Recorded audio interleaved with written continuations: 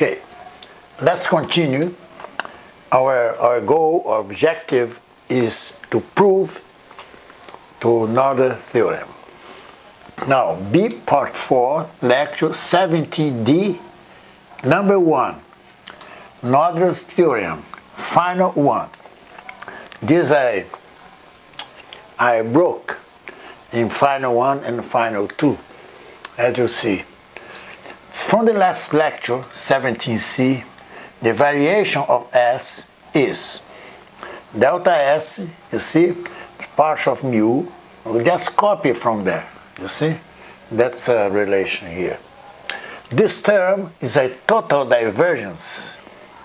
Now, you see this partial derivative with respect to mu corresponds, okay, to the scalar product of the Nabla operator, you see, which is divergence of a vector. Now, assume the transformation leaves the action invariant in the context of continuous symmetry. You see, symmetry, okay, will be a necessary condition to derive the Noether theorem, which implies delta S is equal 0. You see, you only can write delta S is equal 0, okay, in the context of continuous symmetry, which is invariant. So, when the symmetry transformation is involved, in this case, then I can write delta S is equal 0. Okay? That's the initial of the proof of Noether theorem. So, let us consider the three-dimensional space. Now I'll change the notation. mu and nu in general are related to the fourth dimension. This is I and j, is they are related to the three dimension in general. So ij is 1, 2, 3. And this case, d3x represent the volume element. So S, I just copy from there and I substitute, okay? This is L, xi, d3x.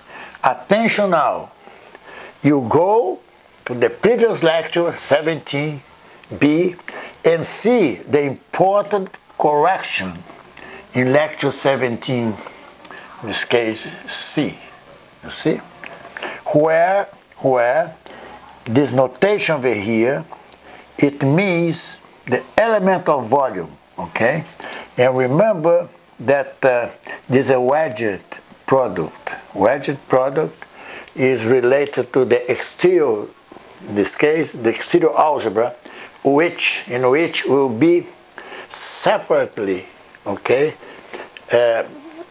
define a part 5 or part 6, I don't know, just to extend, okay, what you mean by exterior derivative. You see, it's the exterior algebra.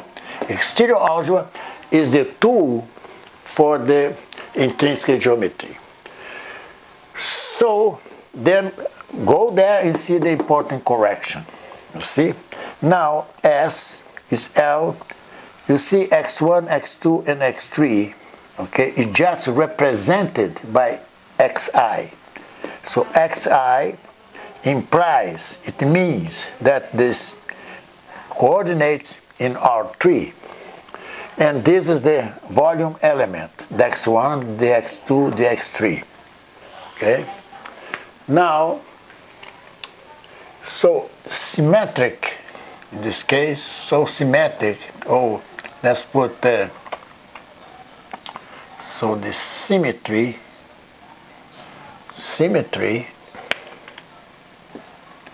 leads to invariance. Attention now, symmetry, invariance. Invariance leads to del S is equal 0. So the variation of the action S is equal 0. This is from the symmetry hypothesis. So symmetry, let's write here, hypothesis, leads to del S. Let's put a comma here. So then I can rewrite, you see, this integral over here and just set equals 0. In calculus, Gauss theorem in 3D states, attention now, this partial derivative here with respect to xj, that we call a divergence if this inside here, these terms, behave as a vector, see? So then I apply the Gauss theorem, okay? This is, I just copy from Gauss theorem and write over here, you see? That's, attention now, that's relation between the volume and the boundary of this volume. A closed, attention now, must be a closed boundary when we derive the Gauss theorem. So V is the volume in 3D. This is the boundary. You see, partial V is represented the boundary, okay, of a surface. Now Nj is a unit outward normal, to this case to the surface. Ta is a scalar surface element. Fj is a vector field. You see, that's what I said. So the Gauss theorem says, you see, partial of this is a divergence of a vector f. You see, that's represented because divergence of a vector is a scalar quantity. Don't confuse, gradient of a scalar is a vector. Gradient of a vector is a second order tensor, and so on. So divergence, okay, this is a diminish the vector to the scalar. So divergence of a vector is a scalar quantity. Now, so we apply Gauss theorem. You see, you just compare this here. You see del S. You see this here. You see this inside here behaves as Fj. This derivative here, okay, is the same if you compare this with this. So the volume is d3x. Remember, this x over here is x1, x2, x3. That's important. Okay? Then that's a boundary. Okay?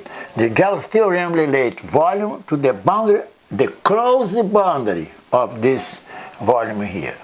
Okay? You just copy from the Gauss theorem. This is a general. Attention now. This over here is a general. I'm just looking here, look at there, you just can copy. You see what means Fj and J and so on. Now, from continuous symmetry, again, symmetry invariance, we have del S is equal to 0, and Gauss theorem leads to this relationship here, with this is volume, this is a boundary of the volume, so this invariance, okay, I can write is equal to 0. Now, recall from previous notation that L of xi is, do you remember? You see, L of phi, which depends of xi. This partial here, you see, this depends on xi, both, and xi itself.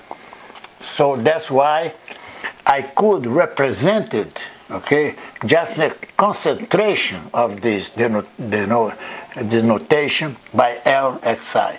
Now I come back from this notation to this one. See?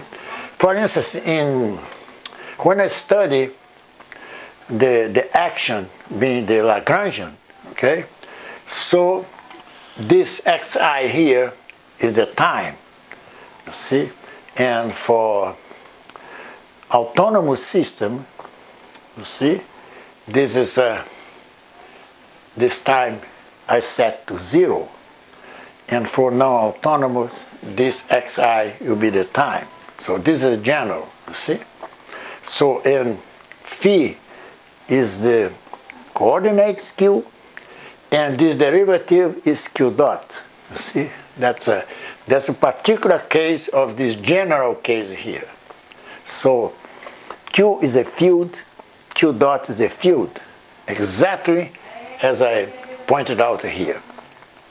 So if the symmetry is on infinitesimal spatial transformation, then x prime j is xj plus epsilon, in this case xj.